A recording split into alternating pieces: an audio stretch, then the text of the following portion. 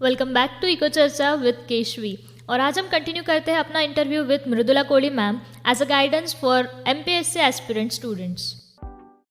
तर as an agrico student, तुम्ही agrico student होता आणि आम्ही पण आहोत, तर MPSCच्या व्यतिरिक्त असे कोणते पुन्हा फील्ड्स आहेत ज्याच्यामध्ये ॲग्री स्टुडंट परस्यू करू शकता आपलं करिअर? ओके, हा खूप छान प्रश्न आहे केशवी. म्हणजे BSc जेव्हा तुम्ही UG पास आउट करताय, ज्यांना ॲग्रिकल्चर बॅकग्राऊंड तुम्ही ग्रॅज्युएट आहात, तर आजकाल खूप मुलं बँकिंगच्या इकडे फोकस्ड आपल्याला दिसतो. ओके. कारण बँकिंगची एक्झाम तुम्ही देऊ शकता. त्याच्या मेन्सला पूर्ण ॲग्रीचा सिलेबस आहे. जसं की FCI आहे, फूड कॉर्पोरेशन ऑफ इंडिया, त्याच्या पण एक्झाम्स असतात. ह्या खूप कमी लोकांना, कमी मुलांना माहिती आहेत की आपण हे देऊ शकतो. नाबार्डची एक्झाम आहे. तर या एक्झामना सगळ्यांना मेन्सचा जो सिलेबस आहे तो पूर्ण ॲग्री ओरिएंटेड आहे. म्हणजे फक्त आपल्याला ॲग्री जे आपण शिकलो त्याच्याशीच रिलेटेड करायचं आहे. त्यामुळे ह्या आपण एक्झाम देऊ शकतो. जर तुम्ही पुढे पोस्ट ग्रॅज्युएशन केलं, मास्टर्स केलं, तर टीचिंगला जर तुम्हाला इंटरेस्ट असेल, तर अकॅडमिक्समध्ये ज्यांना इंटरेस्ट आहे तर ते तुम्ही तसं त्या फील्डमध्ये पुढे जाऊ शकता. की तुम्ही टीचिंग फील्ड निवडू शकता, PhD मध्ये रिसर्चला जाऊ शकता. आणि जसं आपण IAS IPS अशा एक्झाम बघतो, तर तसंच रिसर्चमध्ये IRS म्हणून पण आहे. ओके. तर IRS टू तुम्ही junior research scientist, senior research scientist असे म्हणजे ॲग्रीमध्ये काहीतरी प्रोडक्टिव्ह तुम्हाला द्यायचं, एखादी नवीन व्हरायटी काढायची किंवा काहीतरी इनोव्हेटिव्ह करायचं, तर त्या दृष्टीनेही तुम्ही ॲग्रीचा विचार करू शकता. आणि सगळ्यात महत्त्वाची गोष्ट की ॲग्रिकॉस असूनही आपण ज्याच्याकडे दुर्लक्ष करतो ते म्हणजे आपण शेती करण्याकडे थोडं दुर्लक्ष करतो. तर त्याच्यावरही आपण फोकस करू शकतो. पण शेती कशी, तर नवीन तंत्रज्ञान वापरून आणि नवीन युगाच्या सोबत चालत जाऊन एक नव्या पद्धतीने शेती आपण करू शकतो. म्हणजे जसं आता आपण बघतो की AI टेक्नॉलॉजी ओरिएंटेड आहे. आणि त्याचाही पुढे जाऊन मला आत्ताचा जो ट्रेंड दिसतोय ॲग्रिकॉसमध्ये, तर तो MBA कडे जास्त कल वाटतोय मला. की मुलं UG नंतर MBA ला ऍडमिशन घेतात आणि as an a marketing person म्हणून ते समोर येत आहेत. तर हे पण खूप महत्वाचं आहे, कारण जे पिकलंय ते विकताही आलं पाहिजे आपल्याला. तर तोही एक ऑप्शन आपल्याकडे आता अवेलेबल आहे as a business point of view. म्हणजे आतापर्यंत शेती ही आपण फक्त घरच्यासाठी करत आलो होतो. आपण शेतीला कधीच एक बिझनेस म्हणून नाही पाहिलं. म्हणजे शेतकरी किती उदार असतात बघा. शेतात जरी काही पिकू दे, आपण कोणाकडे तरी शेतकऱ्यांच्या घरी गेलो तर ते सहज उचलून देतात. तर शेतकऱ्यांनी म्हणजे हे आपलं कल्चर आहे, पण ते जर बदलता आलं तर ग्रॅज्युअली थोडं थोडं बदलत नेलं तर आपण agriculture as an a business म्हणून त्याच्याकडे बघू शकतो. खूप खूप इतकी मोठी इन्फॉर्मेशन दिली ना तुम्ही आत्ता. खरंच खूप इम्पॉर्टंट होतं हे आमच्यासाठी, सर्वांसाठी. ओके, तर आता तुम्ही बिझनेसबद्दल बोलला. आपले जे भारतातले फार्मर्स आहेत ते मोस्टली मार्जिनल किंवा स्मॉल फार्मर्स आहेत. तर बरोबर बोललीस केशवी तू.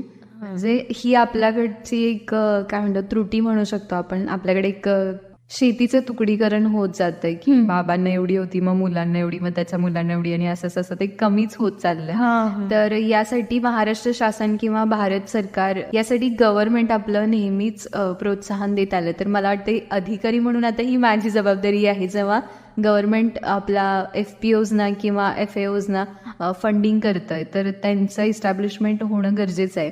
आणि शेतकऱ्यांनी कलेक्टिव्ह फार्मिंग आणि कोऑपरेटिव्ह फार्मिंग करणं पण तेवढंच गरजेचं आहे. म्हणजे मला वाटतं की हे आता ॲग्रिकल्चर थोडंसं बदलत चाललंय येणाऱ्या काळानुसार.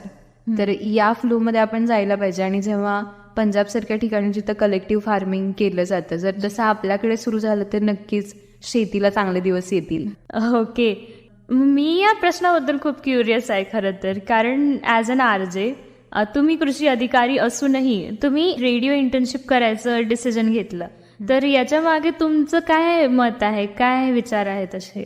खरं सांगू तर असं म्हणतात की आयुष्यात काहीतरी एक अशी आवड आपली असते जी प्रत्येकाने जपायला पाहिजे. म्हणजे काम एका ठिकाणी आहे, पण त्याच्यातून कंटाळा आल्यानंतर अशी एक गोष्ट जी तुम्हाला जिवंत ठेवेल. नाही का, जॅपनीज टेक्नॉलॉजीमध्ये इकिगाई आपण म्हणतो, त्यासाठी आपण दररोज उठणार आहोत.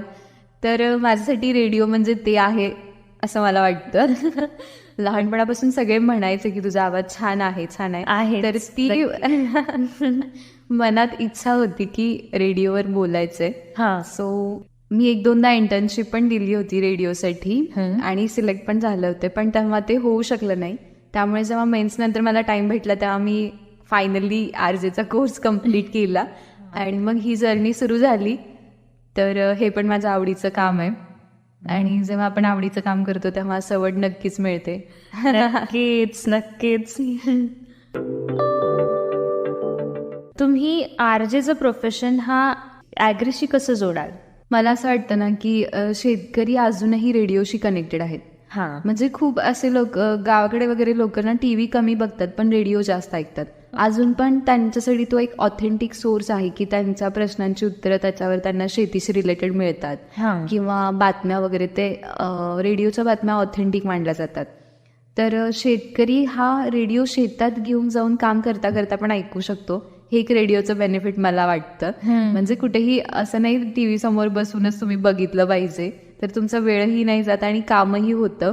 आणि जर आणखीन एक गोष्ट जी मी रेडिओकडून शिकले किंवा जी माझ्या तिकडच्या कामात उपयोगी पडू शकते तर ती म्हणजे मी कम्युनिकेशन शिकले. ओके. तर शेतकऱ्यांपर्यंत जर आपल्याला पोहोचायचं असेल तर त्यांच्या समस्या जाणून घेता आल्या पाहिजेत. आणि रेडिओवर बोलताना मी हे शिकले की लोकांशी कनेक्ट कसं व्हायचं, त्यांच्यात समरूप कसं व्हायचं, त्यांच्याकडून त्यांच्या समस्या कशा जाणून घ्यायच्या आणि जर एकदा आपल्याला ते कळलं तर मग आपण त्याच्यावर उत्तर सोल्युशन फाइंड करू शकतो. तर मला वाटतं की रेडिओ हा कम्युनिकेशनचा एक ब्रिज आहे. तर नक्कीच रेडिओ हा कम्युनिकेशनचं खूप छान साधन आहे आणि आजच्या ह्या आधुनिक जगात म्हणजे सोशल मीडियाच्या जगातही असून काही लोक आहेत जे आत्ताही रेडिओशी कनेक्टेड आहेत. तर आता आपण कॉम्पिटेटिव्ह या टॉपिकवर परत येऊ. माझं असं क्वेश्चन आहे की ह्या सगळ्या ॲज अन ॲस्पिरंट जे आपण कॉम्पिटेटिव्ह एक्झाम्स देतो त्यात एक फॅक्टर खूप जास्त असं फेमस आहे आणि तो आहे लक. तर तुमच्या मते लक फॅक्टर कितपत काम करतो किंवा किती इम्पॉर्टंट आहे असं? जेव्हा तू मला विचारशील की लक मॅटर करतं का, तर मला वाटतं खरंच हे मॅटर करतं. कारण जेव्हा मी स्टार्ट केलं होतं तेव्हा मीही असं ऐकलं होतं की 99% इज हार्डवर्क अँड 1% इज लक.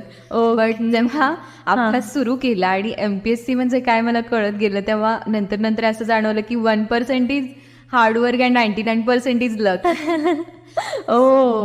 तुम्ही कारण अभ्यास सगळेच करतात, हुशार सगळेच असतात, सगळेच आपलं 100% देत असतात, पण त्याचबरोबर तुमचा जर लक फॅक्टर असेल तर एवढ्या सगळ्यांच्यात आपलं सिलेक्शन होणं म्हणजे काहीतरी लक आपल्याकडे पाहिजे असं मला वाटतं.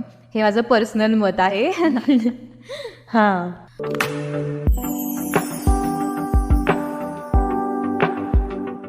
ओके. तर माझा शेवटचा प्रश्न असा आहे की तुम्ही जाता जाता युथला आणि ॲस्पिरंट्सला काय ॲडवाईस द्याल? तर पहिल्यांदा मी सगळ्यांना ऑल द बेस्ट म्हणेन आणि सगळ्यांना हे सांगू इच्छिते की तुम्ही हे का करताय, म्हणजे तुम्हाला अधिकारी का व्हायचं हे आधी ठरवा.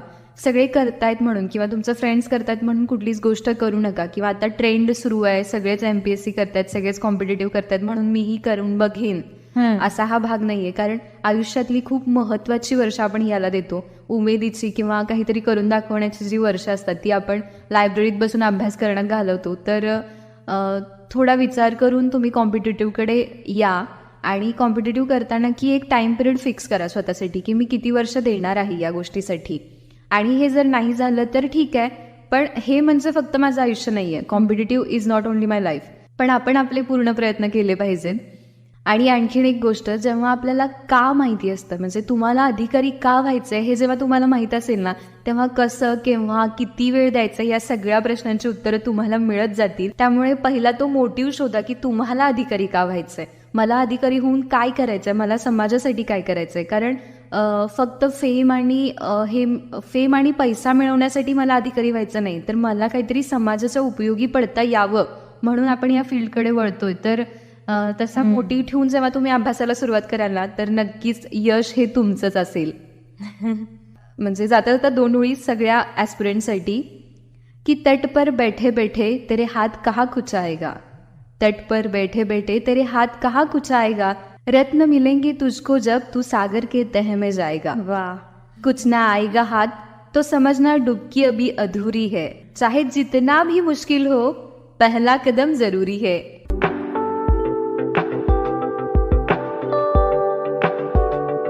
तुमच्या या मार्गदर्शनाचा सगळ्या कॉम्पिटिटिव्ह करणाऱ्या विद्यार्थ्यांना नक्कीच उपयोग होईल आणि खूप चांगले अधिकारी घडतील अशी आशा व्यक्त करते. थँक्यू, तुम्ही तुमचा अनमोल वेळ आम्हाला दिलात आणि आमच्या सगळ्या प्रश्नांची उत्तरे दिलीत. तुमच्या फ्युचर जर्नीसाठी ऑल द बेस्ट आणि पुन्हा आपण असेच भेटत राहू अशी मी इच्छा व्यक्त करते. नक्कीच केशवी. आणि श्रोतो, आज का इको चर्चा विद केशवी का कार्यक्रम आपको कैसा लगा मुझे ज़रूर बताइए. आज के इस कार्यक्रम में मैं आपसे विदा लेती हूँ. मिलता है कल एक नए विषय के साथ. तब तक ट्यून रहिए 90.8 FM शारदा कृषि वाहिनी बारामती.